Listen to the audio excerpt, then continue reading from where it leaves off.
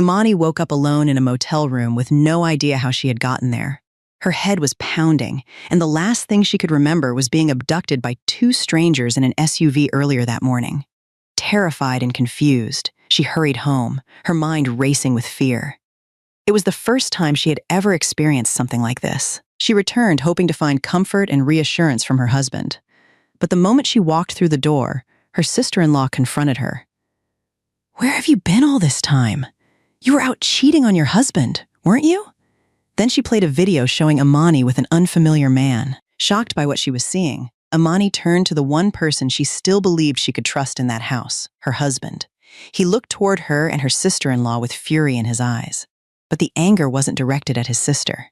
It was directed at Imani herself. A tired Imani pushed her car through the front gate and into the yard after another long day at work. In the kitchen, Marlene was in the middle of eating a crab leg when she heard the gate creak open. She quickly peeked outside. The moment she saw Imani, a flicker of panic crossed her face. Without wasting a second, she hurried back inside. "Shanice, put the crab away. Take the seafood porridge upstairs, too. Imani's home." Shanice was still sitting at the table, happily cracking crab legs and eating without a care in the world. Hearing her mother's warning, she frowned immediately, clearly annoyed. Reluctantly, she tossed the crab leg down, gathered the dishes, and carried everything upstairs. Exhausted from work, Imani stepped into the house. By then, Marlene had already finished cleaning up. She sat comfortably on the couch, scrolling through her phone as if nothing had happened. "Good evening, Mom. I just got home." Marlene didn't answer. She merely glanced at Imani before returning her attention to the screen in her hand. Imani was already used to that kind of treatment. She said nothing and started toward the stairs, hoping to change out of her work clothes. Just as she reached the first step, Marlene suddenly looked up. "Today's the 20th, isn't it? Did you get paid yet?" Imani stopped and turned around. "Yes, Mom. My paycheck just hit my account today." Marlene's expression darkened immediately. "Why didn't you stop by the ATM on your way home?" "I only saw the deposit notification when I got to the gate, Mom. If I'd gone back out to withdraw it, I would have been late getting dinner started. I was planning to do it tomorrow." Marlene clearly didn't like the answer, but she only let out an irritated grunt. Thinking the conversation was over, Imani turned to head upstairs. Before she could take another step, Shanice came down from the second floor. "How do we know that's true?" she said with a sneer. "Maybe you're planning to keep part of it and send it back to your family." She pulled out a chair and dropped into it beside Marlene. "Mom, if you keep trusting her like this, she'll be sending all that money straight to her mother." Marlene immediately latched onto the accusation. "Exactly. You're married into this family now. What have you actually done for this household if you're still thinking about sending money back home?" Flustered, Imani hurried to explain. "I would never do that, Mom. Every month I hand over my entire paycheck. I don't even keep money for myself. How could I be sending anything to my mother?" Shanice folded her arms. "And how would we know? You're always leaving early and coming home late. You were working overtime not long ago, weren't you? Don't tell me you weren't earning extra money. Every month you give Mom the same amount. Where's the overtime pay going?" "Shanice, that's not fair. My family may not have much, but since I got married, I've never sent a single dollar home. You're accusing me of something I didn't do." Shanice immediately grabbed Marlene's arm and put on an offended look. "Mom, did you hear that? She's talking back to me now. At this rate, she'll be yelling at you next." Marlene shot to her feet and pointed directly at Imani. "You've gotten awfully bold. First you argue with your sister-in-law, now you're disrespecting me too?" Her voice rose louder and louder. "Look at this! I work myself to the bone and this daughter-in-law hides money and talks back every time she's questioned." Imani glanced anxiously toward the front door. If the neighbors heard all this, they might actually believe it. Worse, if word somehow got back to her mother, it would only hurt her. "Mom, please lower your voice. The neighbors might hear." "Let them hear," Marlene snapped. "You're worried about what people think? I'm the one embarrassed to have a daughter-in-law like you." Imani lowered her gaze. "Then what do you want me to do?" The moment she asked, Marlene stopped shouting. It was obvious she had already gotten exactly what she wanted. "Go withdraw the money right now and bring it back." "Mom, it's already late. I still have dinner to make. Dinner can wait. Go get the money first." Imani looked at Marlene, then at Shanice. One wore a stern expression while the other looked completely satisfied with herself. She knew there would be no peace in the house unless she handed over the money tonight. Okay, Mom, I'll go. She turned around, walked back outside, opened the gate, and pushed her car onto the street. As she left, Shanice called after her. And don't take too long. Mom's hungry. You still have dinner to cook when you get back. Imani swallowed her frustration and rode off into the night. A short while later, she returned. Marlene and Shanice were already waiting by the gate. Before Imani could even remove her helmet, Marlene demanded, "Where's the money?" "Mom, let me take my helmet off first." "You can do that later. Give me the money." Without another word, Imani reached into her bag and handed over the cash.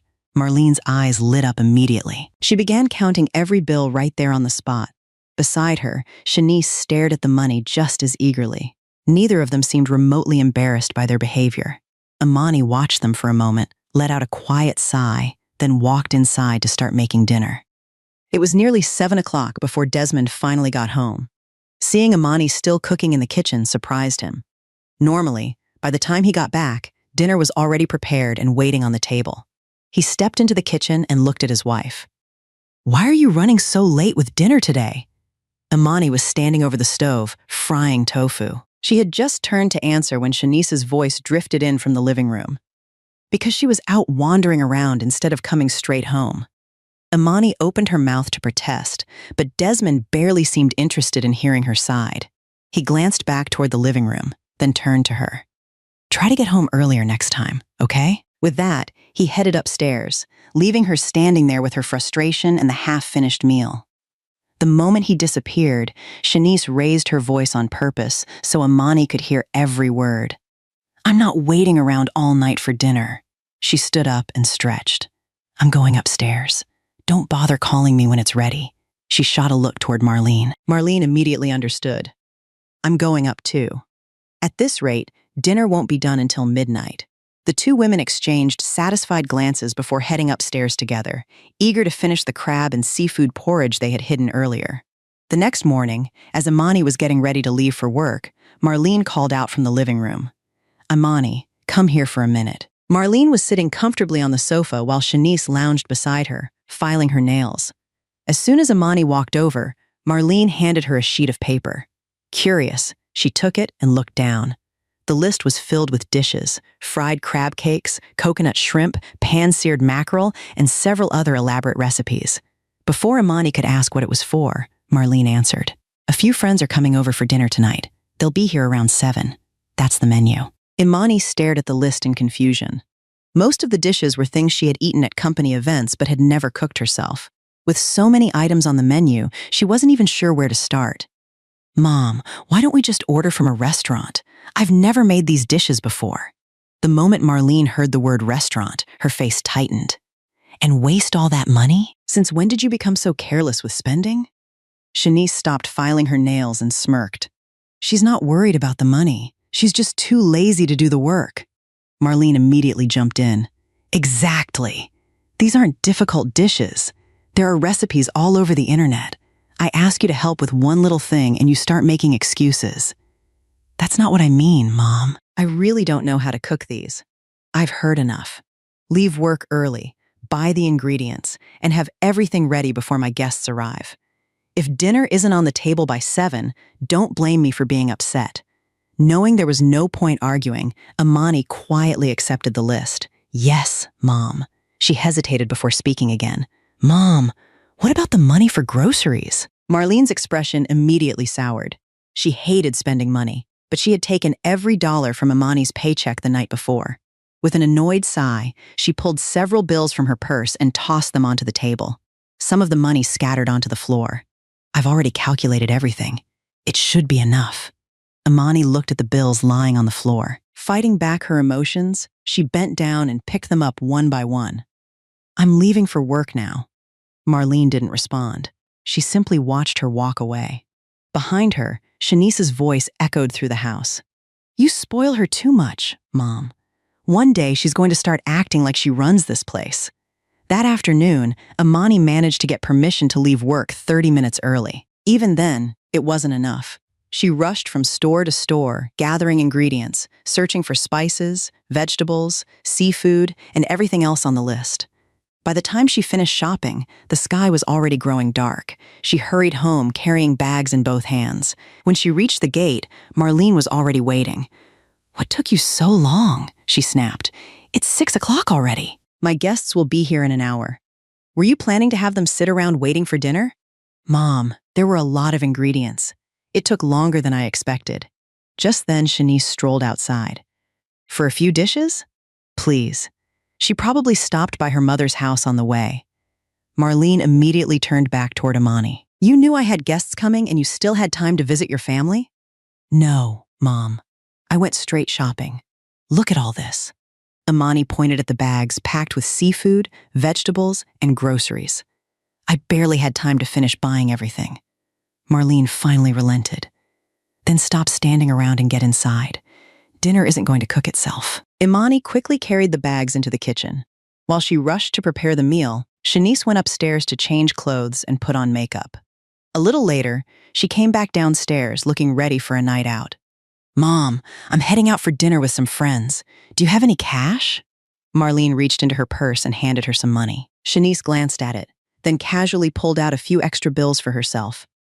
"Don't spend too much," Marlene said. "I know, Mom." Shanice leaned over, kissed her mother's cheek, and left the house with a smile. Meanwhile, Imani remained alone in the kitchen, working nonstop to finish the dinner before the guests arrived. By a little after 7, every dish was finally arranged neatly on the table. A little after 7, Marlene's guests began arriving. Dressed in a brand new outfit, she greeted them at the door with a bright smile. Meanwhile, Imani was still in the kitchen, setting out the last of the plates and silverware when Marlene suddenly walked in and took everything from her hands. "That's enough. I'll handle the rest. Go upstairs and stay there." Imani blinked in confusion. "What? Why, Mom?" Marlene looked her up and down with open disdain. "Do you really have to ask? Look at you. And with the kind of family you come from? If my friends start asking questions, what am I supposed to tell them?" The words landed like a slap. "Mom, you may not feel embarrassed, but I do. Now go upstairs and stay there."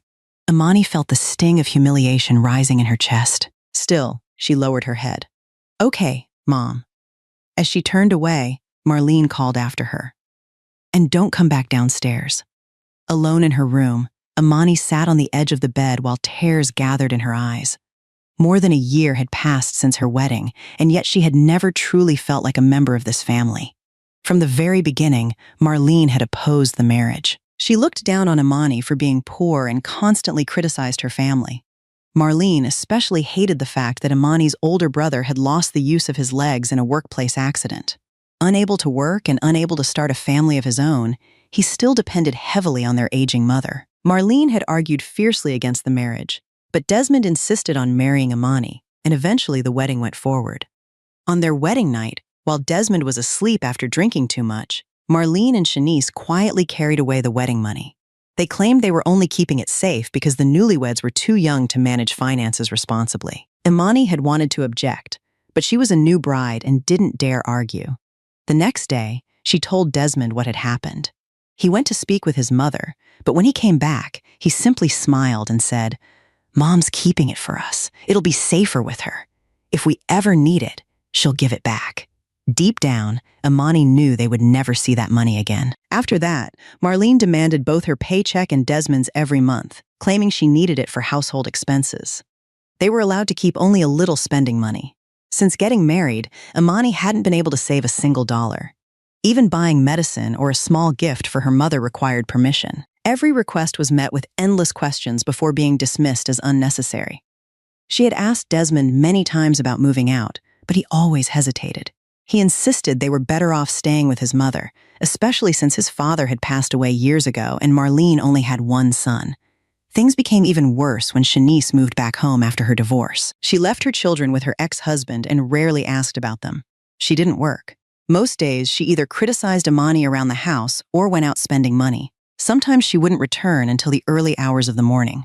From the day Shanice moved in, Imani's life became far more difficult. Even though Marlene and Shanice stayed home all day, Imani was still expected to rush home after work to cook, clean, and handle every chore.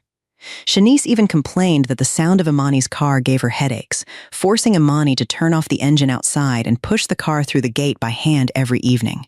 She constantly stirred up trouble and encouraged Marlene to criticize her. Many times Imani wanted to tell Desmond everything, but whenever she saw how tired he looked after work, she couldn't bring herself to add more stress to his day. So she endured it in silence. Remembering everything she had gone through, combined with the humiliation of tonight, made the tears impossible to hold back. Downstairs, laughter and cheerful conversation filled the house. Glasses clinked together as Marlene entertained her guests. Late that night, Desmond finally came home. Seeing Imani lying on the bed, he assumed she was asleep and quietly headed for the bathroom. When he came out, he noticed she was still awake. "What's wrong?" he asked. "Did you eat? Why are you home so late?" Desmond casually dried his hair with a towel. "Mom told me she had guests over tonight. She said I should grab dinner somewhere else and take some time to relax before coming home." Hearing that, Imani finally realized the truth.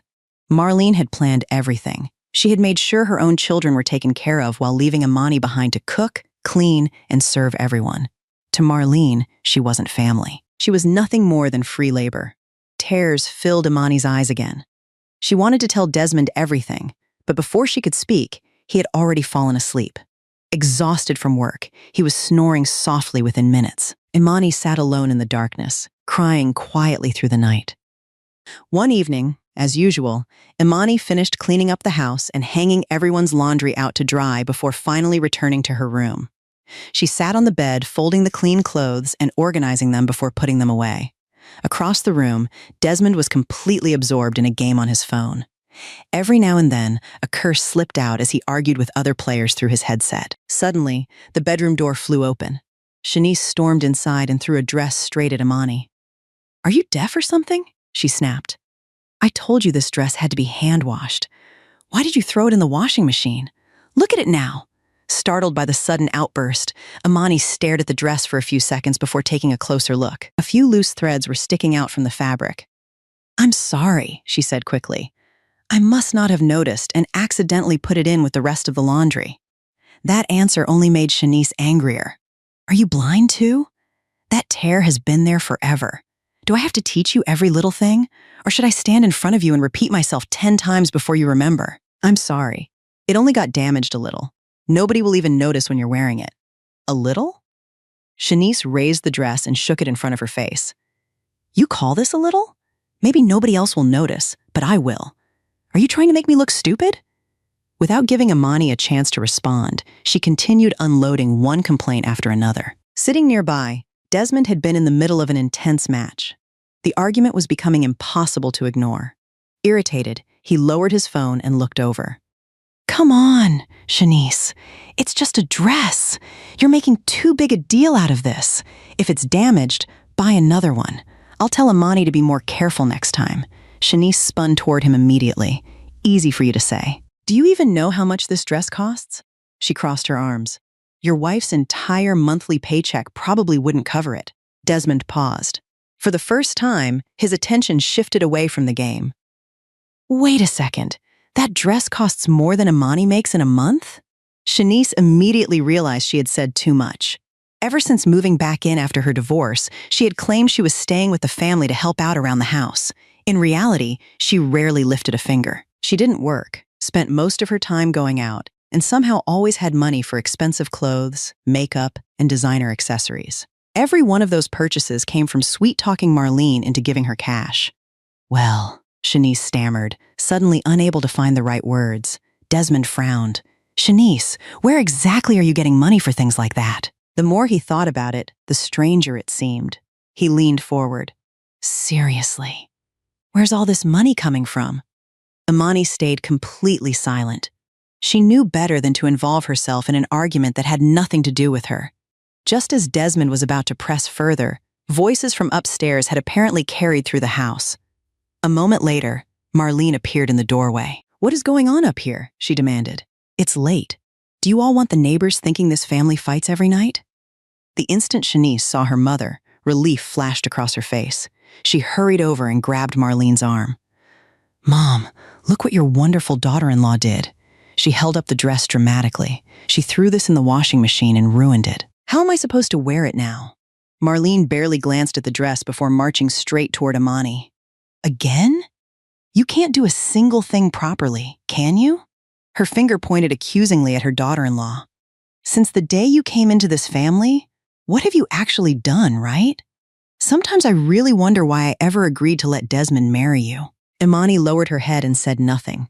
Experience had taught her that defending herself would only lead to even harsher criticism. Seeing his mother immediately blame his wife, Desmond softened his tone. Mom, it was just an accident. She didn't do it on purpose. Then he looked back at Shanice. Forget the dress for a second. I want to know where Shanice got the money for something that expensive. Marlene turned toward her daughter. Shanice immediately shot her a pleading look. The two exchanged a glance before Marlene answered. So that's what this is about. She folded her arms. Your sister doesn't work right now, so I give her money once in a while. Is there a problem with that? Desmond frowned. But where are you getting that kind of money? You don't have a pension. And why are you asking so many questions? Marlene snapped. I'm not stealing from anyone. If I choose to give my daughter money, that's my business. I have my own savings. Without giving Desmond a chance to continue, she turned right back toward Imani. And you. Her voice sharpened immediately. You're just going to sit there like none of this is your fault? Imani slowly looked up. Marlene didn't let her speak. Ever since you came into this house, everything has been one problem after another. Now you've got brother and sister questioning each other because of your carelessness. She shook her head dramatically. This family must have terrible luck to end up with a daughter-in-law like you. With that, Marlene turned and headed downstairs. Shanice followed right behind her. Before leaving the room, she threw Imani a smug smile filled with satisfaction. A few seconds later, both women were gone. Desmond stared after them for a moment, then picked up his phone and went right back to his game. The room fell quiet again. Imani let out a small sigh and returned to folding the pile of clothes on the bed. That morning, Desmond left for work early. As usual, Imani stayed behind to clean up the breakfast dishes before getting ready for her own day. By the time she finally left the house, she never noticed the way Marlene and Shanice watched her from inside, waiting for her to disappear down the street. The two exchanged glances and quietly whispered to each other before going back inside. Later that evening, Imani and Desmond were relaxing in their bedroom when the door suddenly burst open. Marlene and Shanice stormed in. Marlene pointed directly at Imani. You took my money, didn't you? She demanded. Where is it? Bring it out right now, or don't blame me for what happens next. Imani was completely caught off guard. Before she could even ask what was going on, Marlene was already shouting accusation after accusation. Desmond looked up in confusion. Mom, what's going on? What's going on? Shanice crossed her arms and stepped forward. Ask your wife. She glanced at Imani with open contempt. Mom keeps cash in her bedroom closet. There are only a few people living in this house. She checked tonight and found some of it missing. Then Shanice pointed directly at Imani. I've lived with Mom all these years. Nothing has ever disappeared before. The only person who would take that money is her. She probably sent it straight to her mother and that disabled brother of hers. Her voice grew sharper with every word. You'd better give it back, or you'll regret it. Desmond immediately turned to his wife. Imani, did you take Mom's money? Imani shook her head so quickly her voice nearly caught in her throat. No, I didn't take anything. I've lived here for more than a year. I hand over every paycheck I earn. Why would I steal money from Mom? Because you hand over everything. Shanice shot back. Now you want it back so you can send it to your mother and your brother. Isn't that the truth? Desmond still seemed willing to believe his wife. He looked toward Shanice. Are you sure you checked everywhere? Imani isn't the kind of person who would do something like that. Shanice laughed coldly. And how would you know? Maybe she acts innocent, so you'll keep defending her. Marlene immediately jumped in. Exactly. If it wasn't her, then who was it? If she doesn't hand over that money tonight, I'm not letting this go. Mom, I didn't take your money. How many times do I have to say it? Imani's voice broke as tears began rolling down her cheeks. Then prove it, Marlene snapped. Why should we believe a word you say? Because I'm telling the truth. The truth? Shanice scoffed. You expect us to trust you and risk finding out we've been keeping a thief under our roof? She stepped closer, glaring at Imani. You should be grateful we're even giving you a chance to admit it. I didn't steal anything. Then where's the money? Marlene demanded. If you didn't take it, why can't you explain where it went? Imani stared at them helplessly. How was she supposed to explain the disappearance of money she had never touched? "Mom, I swear I didn't take it." "A swear doesn't mean a thing," Marlene shot back. "Anyone can stand there and swear." Desmond looked from his mother to his wife, caught in the middle. He wanted to believe Imani, but the constant accusations were beginning to wear him down. "Imani," he said quietly, "are you absolutely sure you don't know anything about this?" Imani turned toward him in disbelief. Of everyone in the room, he was the one she expected to trust her. "Desmond, I didn't take it." Shanice immediately jumped in. "See? She's getting nervous." She folded her arms with satisfaction. "People don't cry like this unless they're hiding something." "That's enough," Imani pleaded. "I didn't do anything wrong." "Then stop acting like a victim," Marlene said coldly. The money didn't just grow legs and walk away. Tears continued streaming down Imani's face. No matter what she said, neither woman would listen. Every explanation was twisted into another reason to suspect her. She felt trapped, humiliated, and completely powerless. Finally, Shanice turned to her mother. "We're wasting our time talking. She's never going to admit it." "We're done talking," Shanice said as she grabbed Marlene's arm. "Let's search her things. If she took the money, we'll find it." Before Imani could react, both women rushed toward her belongings. Drawers were yanked open. Boxes were pulled from shelves. Clothes were tossed onto the floor. Within seconds, the room looked as though a storm had swept through it. "Mom, please stop!" Imani cried, trying to move between them and her things. "I didn't take your money. Please believe me." Neither woman paid any attention. Marlene and Shanice continued tearing through everything she owned. Desmond looked uncomfortable. More than once, he seemed ready to say something, but each time he stopped himself. All he could do was stand there and watch. Then Shanice suddenly pulled a small, locked box from beneath a pile of belongings. "What's this?" Marlene's eyes immediately narrowed. She snatched the box and held it up. "And you still claim you're innocent?" The moment Imani saw it, panic flashed across her face. She rushed forward. "Mom, please give that back. It's mine." Shanice grabbed the box before she could reach it. "Yours?" she said with a mocking laugh. "Then let's open it and see what's inside. It's personal. Please give it back." Tears were already covering Imani's face. Desmond stared at the box. For the first time that night, uncertainty crossed his expression. "What's in it, Imani?" he asked. "If it's yours, just open it and show everyone." Imani looked at him as if begging for help, but he didn't seem to understand what she was trying to say. With nowhere left to turn, she slowly handed over the key. Shanice snatched it from her hand and quickly unlocked the box. The lid opened. Inside were tightly rolled stacks of cash. Marlene and Shanice's eyes immediately lit up. "And you still want to deny it?" Shanice said triumphantly. "That isn't your money," Imani said through tears. "It's mine. I earned it from extra shifts. I've been saving it little by little." "Then why is it rolled up like this?" Marlene demanded. "Because that's how I've always saved it." Imani wiped at her eyes. "Every bill is marked by my company. Those payments came from overtime work. You can check every one of them." Desmond stepped closer and looked inside the box. Then he nodded slowly. "She's right. Nobody saves stolen money one bill at a time like this. If Mom's missing money, there has to be some other proof." For a moment, neither Marlene nor Shanice had anything to say. The accusation they had been so certain about was falling apart right in front of them. Finally, Marlene cleared her throat and tried to soften her tone. "Well, if that's the case, why didn't you just say so from the beginning?" Imani let out a bitter laugh through her tears. "I did. Neither of you believed me."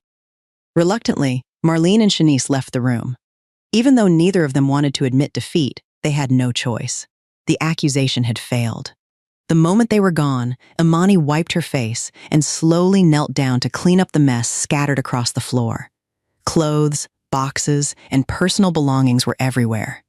Desmond crouched beside her and began helping gather things up. "Mom can be a little harsh sometimes," he said after a while. "Try not to take it personally." Imani paused for a moment. Then she continued folding a shirt without looking at him. She didn't argue. She didn't complain. The exhaustion in her eyes said more than words ever could. After several minutes of silence, she finally spoke. "Desmond, maybe we should move out." His hand stopped for a brief second. "Move out?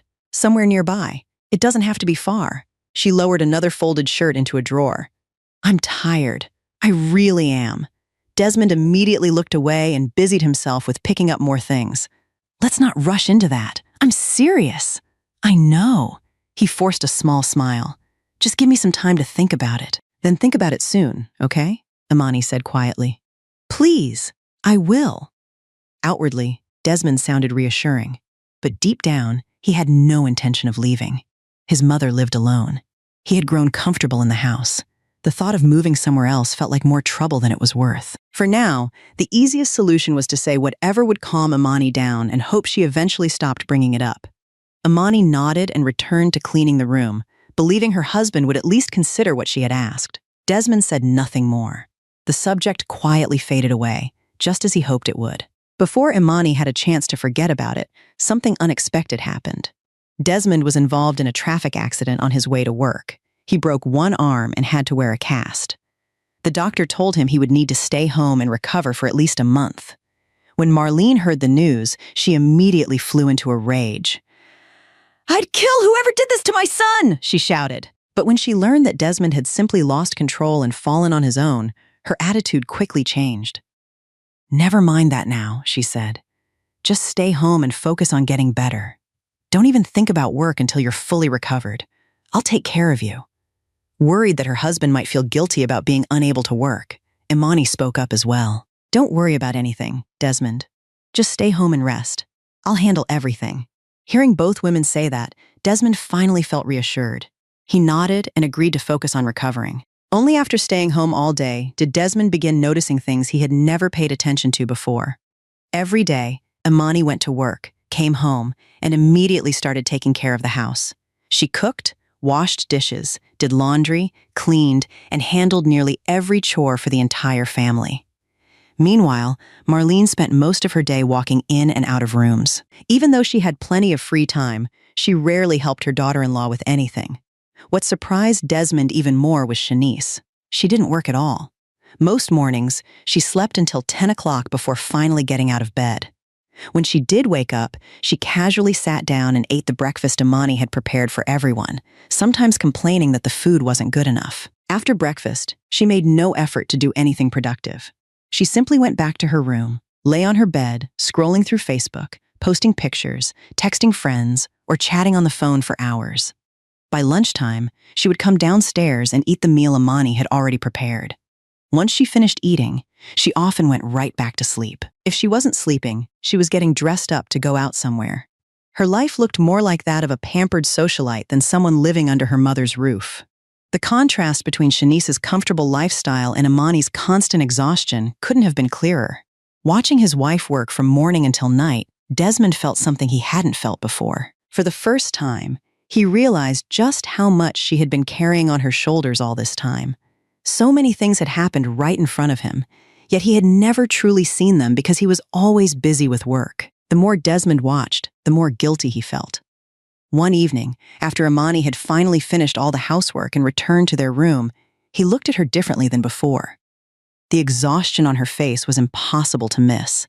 He thought about everything he had seen over the past few days and suddenly realized how much of her effort had gone unnoticed. He reached out and pulled her into his arms. "I never realized how much you do every day," he said quietly. "I've been too careless. I didn't see how hard you've been working all this time." Imani froze for a moment before slowly leaning into his embrace. Hearing those words from her husband meant more to her than he could imagine. Her eyes immediately grew moist. For so long, she had carried everything alone without anyone acknowledging it. "Thank you for understanding me," she said softly. Desmond held her a little tighter. "From now on, we'll do better. We'll face things together." A small smile appeared on Imani's face as tears glistened in her eyes. "Okay," Desmond nodded. "I promise." Over the next few days, Desmond kept thinking about everything he had seen. The contrast between Imani's constant hard work and Shanice's carefree lifestyle became harder and harder to ignore. Eventually, he decided it was time to talk to his mother and sister. One afternoon, he brought up the subject. "Mom, Shanice is 32 years old now. She's not a kid anymore. What happened between her and her ex-husband is her business, and I won't interfere in that. But are we really going to let her go through life without a job?" Marlene looked surprised. She couldn't understand why her son had suddenly brought up the topic. "Desmond, What's gotten into you? Why are you talking about this all of a sudden? Nothing's gotten into me, he replied. I've just had a lot of time to observe things while staying home. And one thing I've noticed is that Shanice spends every day doing nothing. Shanice immediately sat up straight. You've got way too much free time if you're sitting around judging me. I'm not judging you, Desmond said calmly. I'm being realistic. I can't work because of my health, Shanice shot back. You've known that since we were kids. Desmond paused before answering. I know you've always said that, but you went to school. You have qualifications. There are plenty of office jobs you could do. If you want, I can help you look for openings. Shanice had no response. Instead, she turned to Marlene and complained like a child. Mom, listen to him. I finally get to live comfortably for once, and now he's trying to force me back to work. Seeing her daughter upset, Marlene immediately stepped in. That's enough, Desmond. Your sister's been through a lot. She just got divorced. Let her rest a little longer before worrying about work. Mom, Desmond began. No, Marlene cut him off. We'll talk about it another time. Desmond fell silent. What he meant was simple. Shanice had already been living off their mother and his household for long enough. She should be supporting herself. But Marlene either didn't understand that or simply refused to accept it. Shanice, however, understood perfectly. She knew exactly what Desmond was implying. The thought of having to get a job was the last thing she wanted. Seeing that her mother had come to her defense, she decided there was no reason to continue the conversation. With an annoyed expression, she stood up and headed back to her room. That morning, Imani left for work just like any other day. She never noticed that Shanice was secretly watching from inside the house. The moment Imani disappeared from sight, Shanice picked up her phone and called someone. Her voice was low and cold. Make sure the job gets done cleanly. Call me when it's finished. Meanwhile, Imani rode toward work as usual. After she reached the main road, a black SUV began following her. The windows were heavily tinted, making it impossible to see who was inside. After trailing her for a while, the vehicle caught up when she reached a quieter stretch of road. The driver honked several times before pulling alongside her. The front passenger window rolled down. A strange man leaned out. Ma'am, could you tell me how to get to Northside Village? Believing they were simply lost, Imani answered politely. Keep going straight, then take a right at the next intersection. After that, just continue for a little while and you'll see it. The man shook his head. Could you stop for a second and show me more clearly? I'm still not sure where to go. Imani hesitated. The road around them was fairly deserted, and something about the situation made her uneasy. Still, the man looked sincere enough, and she assumed he genuinely needed directions. She pulled over to the side of the road. The SUV immediately stopped beside her. Before she could continue explaining, the rear door suddenly flew open. Two large men jumped out. One clamped a hand tightly over her mouth while the other grabbed her arms. Everything happened so fast that she barely had time to react. Within seconds, her body went limp and darkness swallowed her consciousness. When Imani finally opened her eyes, it was already dark outside. She found herself lying in a strange room she had never seen before. A wave of panic hit her almost immediately. She sat up abruptly and realized there wasn't a single piece of clothing on her body. Terror shot through her. Every part of her body ached. Her muscles felt sore and weak, and her mind was filled with confusion. Imani looked around frantically, but there was no one in the room. No voices. No explanation. Nothing. Fear gripped her chest. She had no idea what had happened to her after she lost consciousness. Desperate to get out of there, she scrambled to gather herself and rushed from the room. Without stopping, she made her way home as fast as she could. When she arrived, Desmond was already sitting in the living room. Marlene and Shanice were there too. The three of them looked as though they had been waiting for her. Desmond's face darkened the moment he saw her. Neither Marlene nor Shanice bothered hiding the contempt in their eyes. Mom, Shanice, Desmond. Imani's voice trembled as she stepped inside. A deep sense of dread settled over her. Something felt terribly wrong. Where have you been? Desmond demanded. Imani opened her mouth, but no words came out. That morning she had left for work as usual, and after that, everything had become a blur. Before she could even begin to explain, Shanice let out a mocking laugh. How's she supposed to answer that? She said with a sneer. You expect her to tell you she was off at some motel with another man? Desmond's hand slowly clenched into a fist. The The muscles in his jaw tightened, and veins stood out across his forehead as though he were using every ounce of self-control to keep himself from exploding. "What are you talking about?" Imani asked, staring at Shanice in disbelief. "What do you mean?" Shanice folded her arms and looked at her with open contempt. "You know exactly what I mean. Everyone in this house has already seen your true colors." As she spoke, she pulled out her phone and shoved it toward Imani. The moment the video started playing, Imani felt the blood drain from her face. On the screen was footage of her lying unconscious on a bed. Her clothes were gone. Beside her was an unfamiliar man touching her body. The camera angle seemed deliberately chosen to capture every compromising detail. Imani stared at the screen in horror. "No," she whispered. "No." She immediately rushed toward Desmond and grabbed his arm. "Desmond, please listen to me. I was set up. I swear I was set up. That's not what happened." "Set up?" Shanice cut in with a cold laugh. "And who exactly could set you up like that?" She looked at Imani as if she were something disgusting. "This family must be cursed to end up with a daughter-in-law like you." Marlene immediately joined in. "Desmond, she's gone too far this time. Divorce her. You're still young. You can find a decent woman instead of someone like this." She glared at Imani with undisguised hatred. "You're lucky all I'm asking for is a divorce." Imani shook her head desperately. Tears streamed down her face. "Mom, this really wasn't me. Someone set me up. Please believe me." But neither Marlene nor Shanice showed the slightest sign of sympathy. Every word she spoke seemed to make them despise her even more. "Enough." The single word exploded through the room. Desmond slammed his hand against the table and shot to his feet. Imani immediately turned toward him. Despite everything that had happened, a small part of her still hoped he would listen, that he would believe her. Instead, he pointed directly at her. His eyes were filled with anger. "I won't accept a shameless wife like you." His voice was cold and unforgiving. "Get out." For a moment, Imani thought she had heard him wrong. She stared at him, unable to believe what was happening. This was the man she had trusted, the man she had stood beside for more than a year.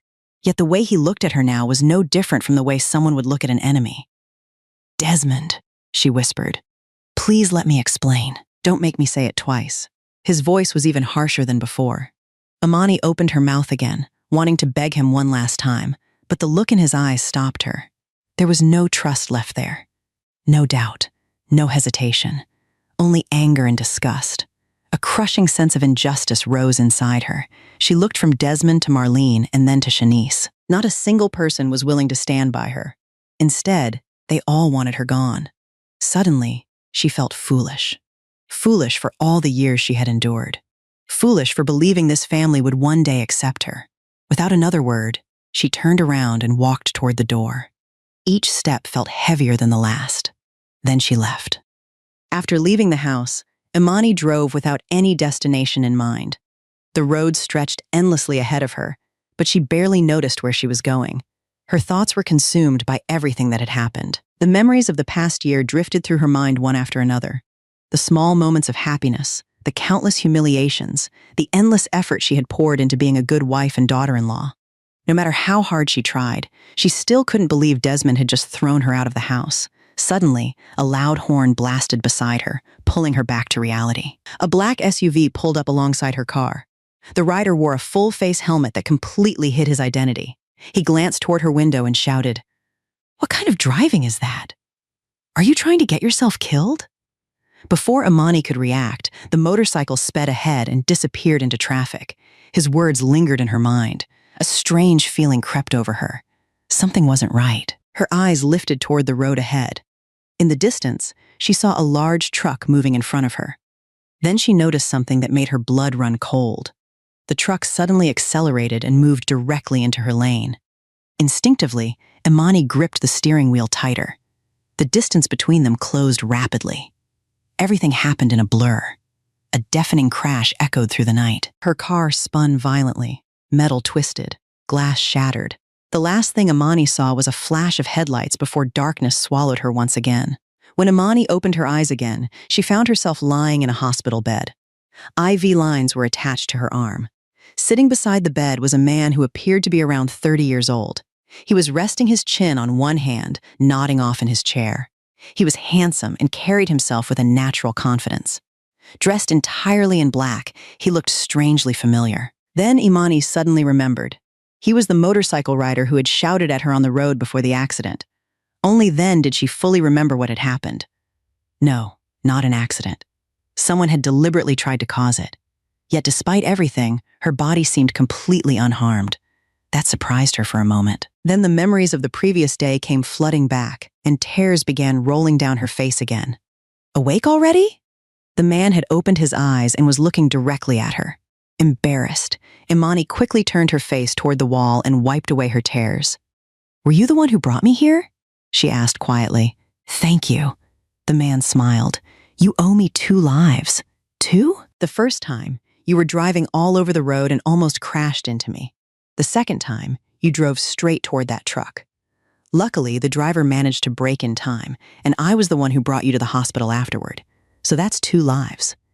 Despite herself, Imani let out a faint laugh. "Fine, 2 lives, then. But if that's true, I'll have to wait until my next life to pay you back. I only have 1 life in this one." The man laughed loudly. "Then take care of this one. That life belongs to me now, which means you don't have the right to throw it away anymore." Imani fell silent. No one truly wanted to die. She had simply felt completely trapped with no way out. Seeing her sink back into her thoughts, the man's expression grew serious. "I don't know what happened to you," he said, "but there's nothing more valuable than your life. If you don't value yourself, no one else will do it for you." Then he stood up. "I'm going out to buy you some porridge." Without another word, he walked out of the room. Imani watched him leave. Deep down, she knew he was right. There was nothing more precious than being alive. Her brother had lost the use of his legs and still fought every day to keep going. If he could do that, why should she choose to give up? Imani stayed in the hospital for 1 day before being discharged. The man never came back. He had bought her porridge and asked someone else to bring it to her, but she never saw him again. She hadn't even had the chance to ask for his name. When she returned home, her mother took one look at her exhausted face and felt her heart ache. Yet she didn't ask what had happened. She didn't press for answers. Tears gathered in her eyes as she gently said, "Stay here with me. I'll take care of you." Hearing those words, Imani could no longer hold back her emotions. She threw her arms around her mother and burst into tears. From that day on, she stayed at her mother's house. A few days later, Desmond sent over divorce papers that he had already signed. Along with them came her clothes and personal belongings. Among the things he returned was a small wedding photograph. By then, Imani had begun to recover emotionally, but the moment she saw that picture, tears still filled her eyes. Their marriage had lasted only a little over a year. It had ended just as quickly as it had begun. She had given everything she had to that relationship, yet in the end, all she received was a level of distrust that cut deeper than anything else. Sitting alone with the papers and the photograph in front of her, Imani quietly accepted the reality she could no longer avoid. Her marriage was over. Because she had been absent from work for too long without notice, Imani eventually lost her job. Her mother never blamed her. Instead, she gently comforted her. "If this job is gone, you'll find another one. Life is still long, sweetheart." Imani nodded as she leaned against her mother's shoulder. Silent tears slipped down her face. Gradually, she began helping with her mother's small business and assisting in caring for her older brother. Day by day, the peace she had lost slowly returned. Even so, she occasionally heard bits of news about Desmond. From what people said, he had become much more withdrawn after the divorce. No one seemed to know much about what he was doing anymore. Sometimes Imani found herself wanting to see him one last time.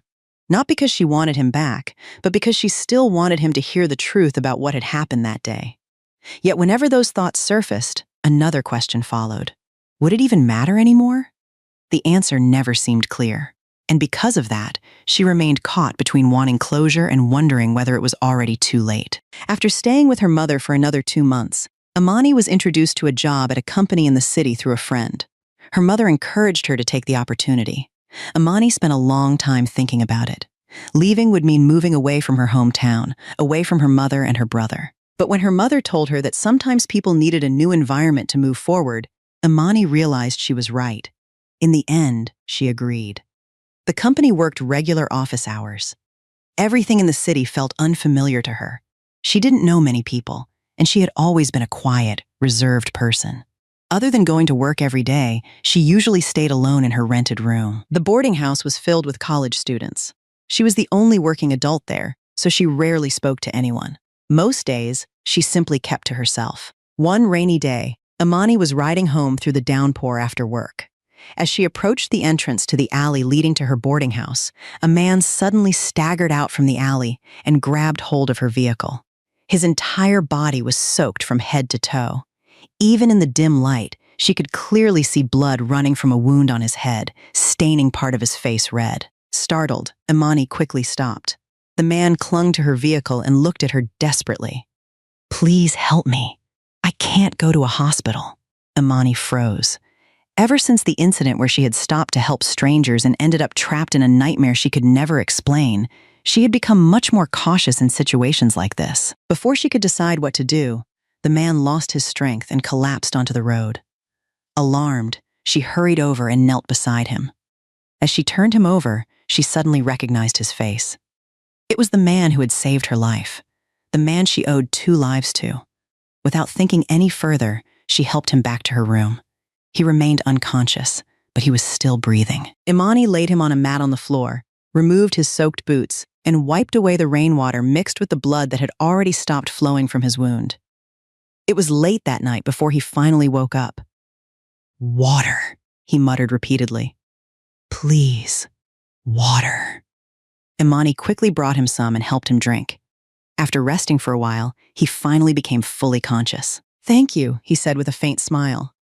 "I guess we're even now. What happened to you?" Imani asked. Her eyes were fixed on the injury on his head.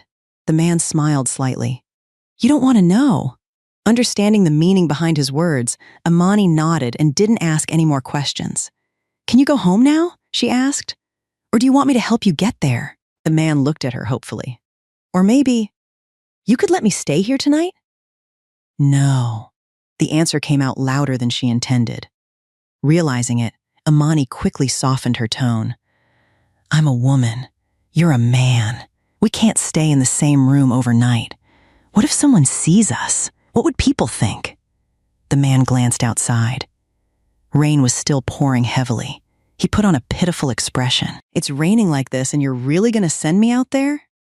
Then he pointed toward the loft above the room. "You have a loft. You can sleep up there. I'll sleep down here. That should be fine, right?" Imani looked up at the loft where her bed was, then looked back at the rain pounding outside and the pale face of the injured man. After thinking it over for a long moment, she finally sighed. "Fine." The man immediately smiled. "Thank you. By the way, what's your name?" "Imani." "I'm Khalil." "Thank you, Imani. It's nothing. You helped me before, too." Khalil had only asked to stay for one night. Instead, he ended up living in Imani's room for 2 full days. More than once, she asked him when he planned to leave, but he always found a way to talk his way out of it. He promised he wouldn't cause her any trouble and even took care of the household chores while she was at work. One day, Imani finally asked the question that had been bothering her. "Did you make enemies with some gang or something? Is that why you're hiding in my room?" "Exactly." Khalil nodded seriously. "I borrowed money to start a business. Things went badly, and I couldn't pay the interest. Now they're trying to kill me." Imani stared at him. "People really do things like that? Of course they do. I thought that only happened in movies. It happens in real life, too. It's just kept quiet." "Then why don't you get a job and pay off your debt?" Khalil sighed dramatically. "I will, just not right now. If I show up anywhere at the moment, they'll chop my head off." Imani rolled her eyes and couldn't help laughing. She never realized that since Khalil had arrived, her life had become far less lonely. Their conversations were never about anything important. Most of the time, they talked about ordinary everyday things. They teased each other like children. Yet somehow those simple conversations made her feel lighter after long days at work. Khalil loved reading. Imani had a few old books on a shelf that friends had given her years ago. He finished all of them, then started borrowing books from the college students living nearby. At first, Imani found that strange. "You're a businessman and you like reading that much?" Khalil looked up from his book. "Is that weird?" Imani nodded. "A little. Business people need knowledge too. Books are one of the easiest ways to get it." Imani thought for a moment, then smiled. "Maybe you haven't read enough yet." Otherwise, you wouldn't have lost so much money that people are chasing you." Khalil slowly raised his eyes and looked at her without saying anything. The expression on his face made Imani immediately think she had gone too far. Before she could apologize, he suddenly smiled. "You're right. That's why I'm still reading." Embarrassed, Imani quickly turned and hurried up to the loft. After living together for nearly a month, Imani had gradually become used to Khalil's presence. She had grown accustomed to coming home after work and finding a warm meal already waiting for her. She had grown accustomed to the playful jokes that made her laugh more often than she had in years. Ever since her marriage, genuine smiles had become rare. Now they were slowly returning. Little by little, Imani accepted a life that included Khalil. One day, Khalil came home carrying several small pots of cacti and succulents. He placed them along the window ledge in her room. Imani stood there studying them for a long time. Khalil watched as her eyes remained fixed on the little plants. Then he casually said, "Beautiful, aren't they?" Imani nodded. "They are." Khalil looked at her and added quietly, "They're a lot like you." Imani clearly heard him, but she pretended she hadn't. She turned toward him with an innocent expression. "What did you say?" Khalil smiled and shook his head. "Nothing." Then he stood up. "I'll go get dinner ready." Imani watched him walk away. A strange feeling stirred inside her chest. Before she realized it, a smile had appeared on her face. One afternoon, Imani got off work as usual. On her way home, she brought several business books that a coworker had been planning to sell for scrap. Knowing how much Khalil loved reading, she was already imagining how happy he would be when he saw them. The thought made her smile all the way home. But when Imani returned to her room, she found the door locked. That immediately felt strange. Khalil rarely went out around that time of day. She knew there were occasions when he needed to leave, which was why she had made an extra key for him. But normally, he would already be home cooking dinner and waiting for her to return. After unlocking the door and stepping inside, she saw that dinner was already prepared. The food was still warm. Assuming he had gone out briefly to take care of something, she set the books aside and went to shower, planning to wait for him so they could eat together. After she finished, she sat down and waited. And waited. Hours passed. The food gradually grew cold. Khalil never came back. Uneasiness slowly crept into her heart. She picked up her phone and called him. The only response was the endless ringing tone on the other end. That night, Imani stayed awake, waiting for him until exhaustion finally overtook her and she fell asleep. The next day came, then another, and another. Khalil never appeared. Worried that something had happened to him, she spent her free time asking around the neighborhood. Had there been an accident? Had anyone seen a fight? Every answer was the same. A shake of the head. No one knew anything. It took an entire week before Imani finally accepted the truth. Khalil was gone. He had left her life just as suddenly as he had entered it. One afternoon, she stood looking at the cacti and succulents resting quietly on the windowsill. A sadness she couldn't explain filled her chest. Soon afterward, her life slipped back into the lonely routine she had known before. It felt as though Khalil had taken all the joy in her life with him when he left. It felt as though, when he disappeared, a part of her heart had disappeared too. And that was when Imani finally realized something she had been unwilling to admit.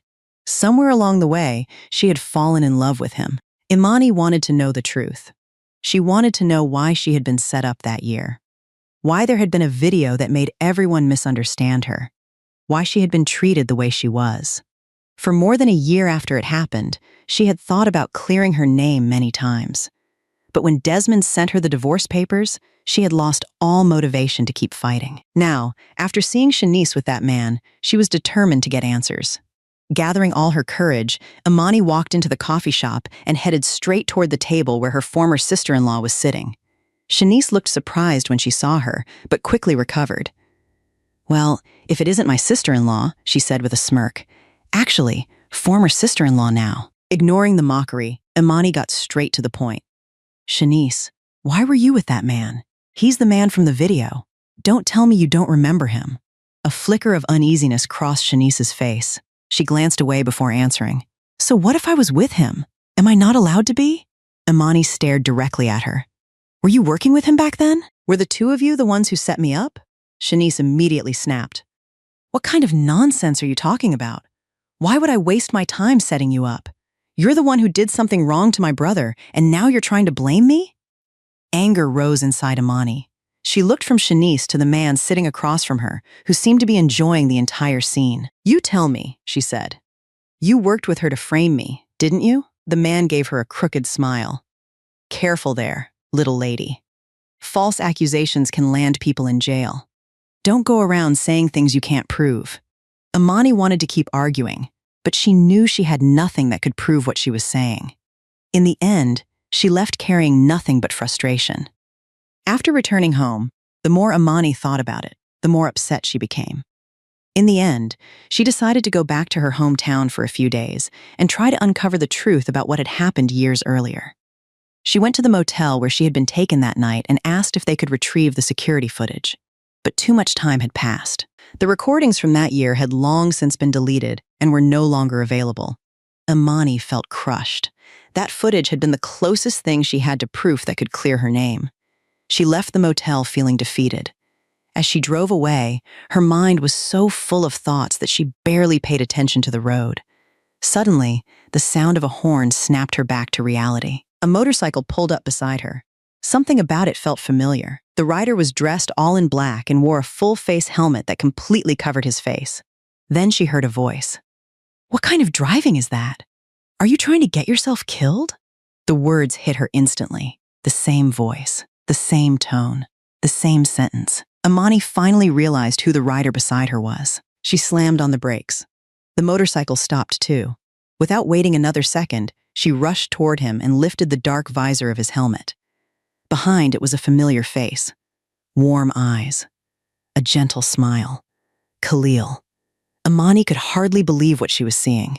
Tears immediately filled her eyes. She started hitting his chest over and over. Are you crazy? She cried. Why did you leave without saying anything? I thought. Her voice caught in her throat. She couldn't finish the sentence. All the hurt and longing she had buried for so long suddenly came pouring out. She broke down sobbing. Khalil looked completely flustered. Not knowing what else to do, he pulled her into his arms. The two of them stood there for a very long time. Imani brought Khalil back to her mother's house and introduced him as a friend who had come to visit. That night, she couldn't sleep. She went out to sit on the front porch. The night was clear, and a gentle breeze drifted through the yard, but her mind was filled with confusion. Still upset about something? Khalil's voice came from behind her? At some point, he had walked outside and pulled a chair over beside hers. Imani hesitated only briefly before deciding to tell him everything. She told him about the past, about the setup, about the divorce, about all the pain she had carried for so long. Khalil listened carefully from beginning to end. There was sympathy in his eyes. When she finished, he nodded slowly. So that's why you tried to end your life that day.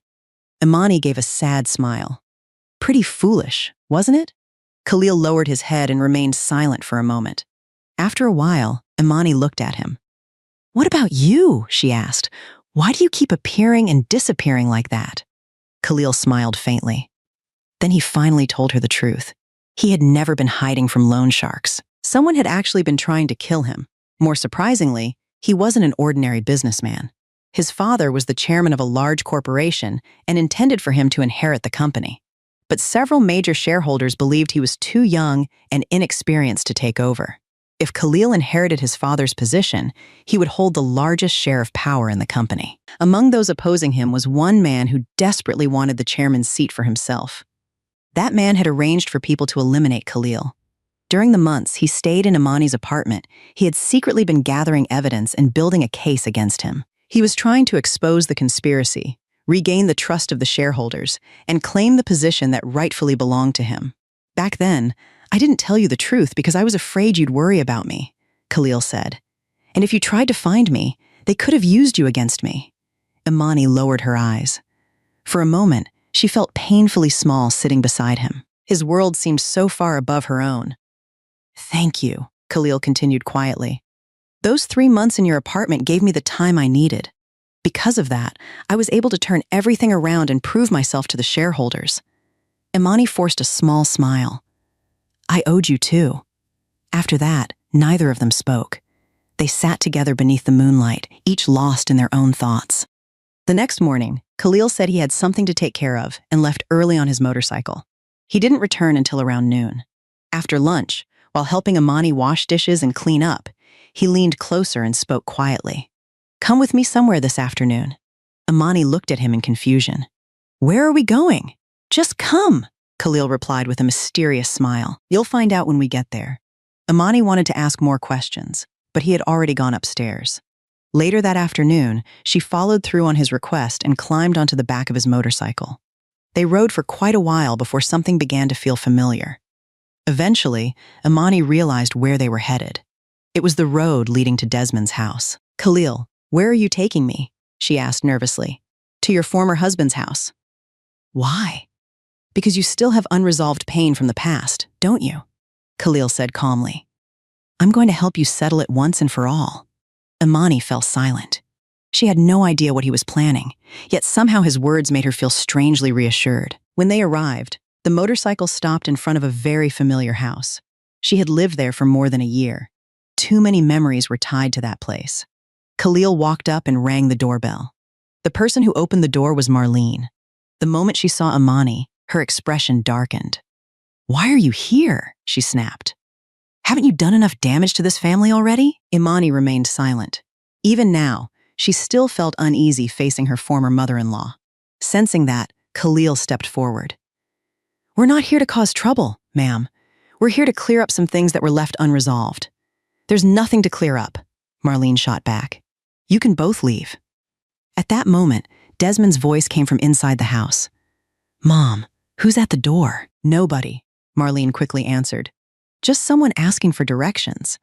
But Desmond had already spotted Imani standing outside. He immediately walked to the doorway. "Why are you here?" he asked. "And you even brought another man with you?" Imani said nothing. She still had no idea what Khalil intended to do. Khalil stepped forward instead. "You're Desmond? Imani's ex-husband?" Desmond looked at him cautiously. "Yes. Then I think we should go inside. There's something you need to know about why your marriage ended." Desmond narrowed his eyes. The confidence and composure in Khalil's voice made him hesitate. Even without knowing what was coming, he found himself wanting to hear more. After a long moment, he nodded. "Fine. Come in." Marlene did not look pleased, but after hearing her son say that, she reluctantly allowed Imani and Khalil into the house. Once all four of them were seated in the living room, Khalil asked, "There is another daughter in this family named Shanice, right?" "Yes," Desmond replied slowly while looking at Khalil. His eyes were still full of caution. "Could you ask her to come downstairs?" "For what?" Desmond was beginning to lose patience. Seeing that, Khalil smiled slightly. "Because she is directly involved." Both Marlene and Desmond looked surprised. "Young man, you'd better be careful with your words." "What does my daughter have to do with this?" Marlene said sharply. "Then please ask her to come downstairs. We can talk face to face," Khalil replied while looking at both Marlene and Desmond. In the end, Desmond called his sister downstairs. Shanice had been taking a nap. Being called downstairs made her frown. But when she saw Imani and Khalil sitting there, she suddenly became uneasy. Even so, she tried to act calm. "I was sleeping just fine. You're Shanice, right?" Khalil asked once more to confirm. Shanice looked confused but nodded. "Please have a seat." Only then did Khalil take out a folder and place it on the table. Inside were screenshots taken from the motel video from years ago. There were also several photographs showing Shanice together with the man from that video. Finally, Khalil placed his phone on the table and played a video. The footage showed Imani being drugged and taken to the motel by two strange men. After that, Khalil opened another audio file. Shanice suddenly recognized her own voice in the recording. "Is it done yet?" "It's done." "Okay. That damned sister-in-law dared to encourage my brother to make me get a job. Let's see if she can keep living in that house after this." Shanice quickly turned toward her mother and younger brother. "This is fake. Someone made this up. I didn't do that." Khalil calmly spoke from the side. "Whether it's fake or not, we can send it to the police and have it verified. The crime of intentionally harming someone and organizing harm against another person carries a serious penalty." After hearing that, Shanice appeared so frightened that she could not say a word. Seeing his sister's reaction, Desmond seemed to understand everything. "Shanice," he said slowly, "did you really do this? Just because I told you to get a job?" You thought Imani was the one who put the idea in my head, so you harmed her and caused us to get divorced? Desmond, calm down.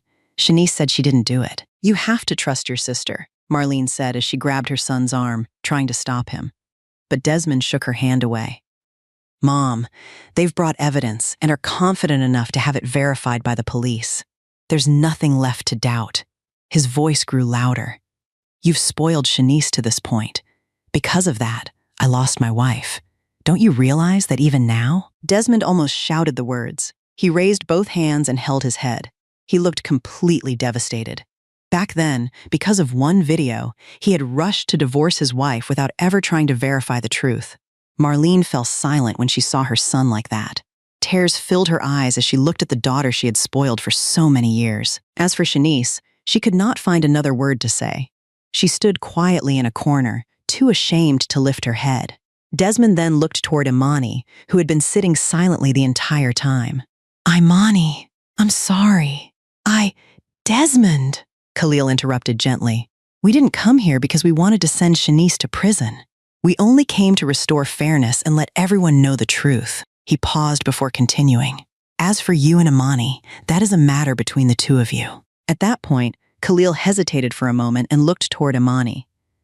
Then he said to her, I've only helped you this much. As for what happens between you and Desmond, you'll have to work that out yourself. After saying that, Khalil stood up. He looked at Imani with deep affection. He hoped she understood what he was feeling. He was afraid she still had not let go of Desmond, so he wanted to step back. But after everything that had happened, he truly hoped the person she had feelings for was him. When Khalil reached the front gate, Imani hurried after him. Khalil, wait! Khalil turned around happily and looked at Imani as she walked toward him. When she stopped in front of him, he asked with a mixture of concern and curiosity, What about you and Desmond? Imani looked at him and smiled gently. A faint blush appeared on her face. Desmond and I will be friends. After everything that's happened, I think I've fallen in love with someone else. Khalil paused. A small spark of hope appeared in his heart. Then who is it? Imani smiled. Her eyes were playful. I'm not telling you. She shook her head lightly. Maybe when that person buys me cacti and succulents again, then I'll tell him. Khalil felt as if joy had exploded inside his chest. He immediately pulled her into his arms. I'll buy them.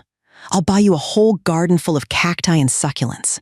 Imani buried her face against his shoulder, hiding a small nod. After everything they had gone through, just believe that people who truly deserve happiness will receive the happiness they deserve. Desmond should have been the man who protected and stood by his wife. Instead, he was too weak-willed and too easily influenced, lacking the courage to think for himself. By the time the truth finally came to light, it was already far too late to undo the damage. Imani's decision to walk away was only a natural consequence of everything that had happened. As for Shanice's manipulative nature and Marlene's blind determination to defend her daughter no matter what, those choices ultimately tore the entire family apart. As the mother of the household and the eldest member of the family, Marlene should have stood on the side of what was right. Instead, by relentlessly mistreating her daughter-in-law, she ended up causing her own son to lose everything that truly mattered. In the end, every person lives with the consequences of their own choices. Every decision can become a turning point, and if we fail to think carefully before acting, the price we pay can be enormous, just as it was for Desmond.